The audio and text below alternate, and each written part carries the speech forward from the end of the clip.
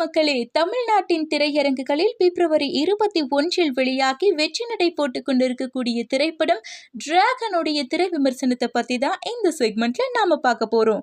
Love டுடேங்கிற பிரம்மாண்ட hit படத்தை தொடர்ந்து பிரதீப் மீண்டும் ஹீரோவாக இந்த முறை ஓ மை கடவுளேங்கிற சூப்பர் ஹிட் படத்தை கொடுத்த ஐஸ்வத்தோட இணைஞ்சிருக்கிற இந்த டிராகனும் வெற்றி ருசிச்சதா வாங்க பார்க்கலாம்.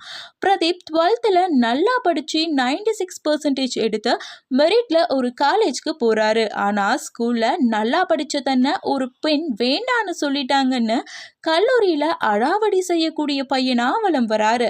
அதோட 48 அரியர் வச்சு அனுபமாவை காதலிச்சு கல்லூரி ப்ரொஃபசர் மிக்ஷனை எதிர்த்து வாழ்க்கையையே வைப் செஞ்சுட்டு வராரு.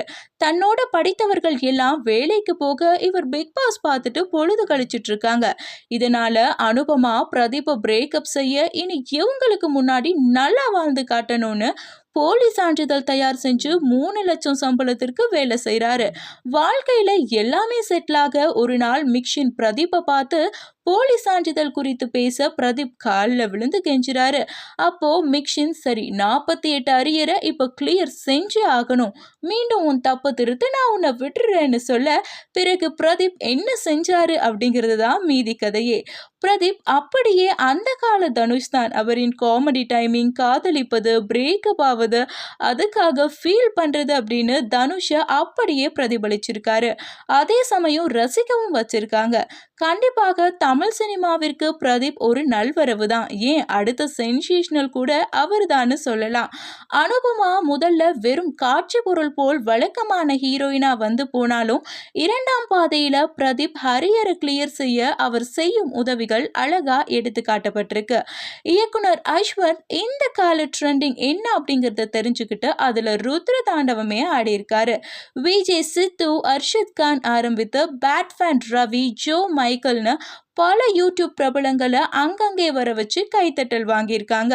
அதே நேரத்தில் மிக்ஷனும் ஒரு ப்ரொஃபஸரா எல்லாரும் டான் எஸ்.ஜே. சூர்யான்னு நினைச்சா அட கதையே வேற என்ன, அவரும் சிறப்பா செஞ்சிருக்காங்க.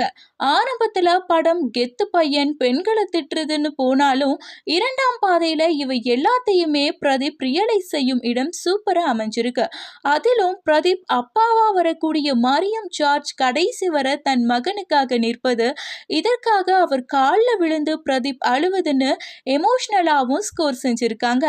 என்ன இவ்வளவு பிளஸ் இருக்கக்கூடிய படத்துல கெட்ட வார்த்தைகள், கிளாமர் காட்சிகளை குறைத்து 16+ இல்லாம எல்லா ஏஜுக்குமான படமாக கொடுத்திருக்கலாம். படத்தின் வசனம் அனுபவத்துல சொல்றதெல்லாம் பூமராக தான் தெரியும் போன்ற தலைமுறைக்கான இந்த வசனம் சூப்பர். விஜய், சித்து, அர்ஷத் கான் போன்ற இளம் நடிகர்கள் தங்கள் பொறுப்புணர்ந்து அசத்தியிருக்காங்க. டெக்னிக்கலாக ஒளிப்பதிவு செம கலர்ஃபுல்லா இருக்கு. இசை பின்னி பெடல் எடுக்குது. இந்த திரைப்படத்திற்கான கிளாப்ஸ் என்னன்னா பிரதீப் எதிர்கால நம்பிக்கை நட்சத்திரம்னு நிரூபிச்சிருக்காங்க. மற்ற நடிகர் நடிகைகளுடைய நடிப்பு சிறப்பாக அமைஞ்சிருக்கு.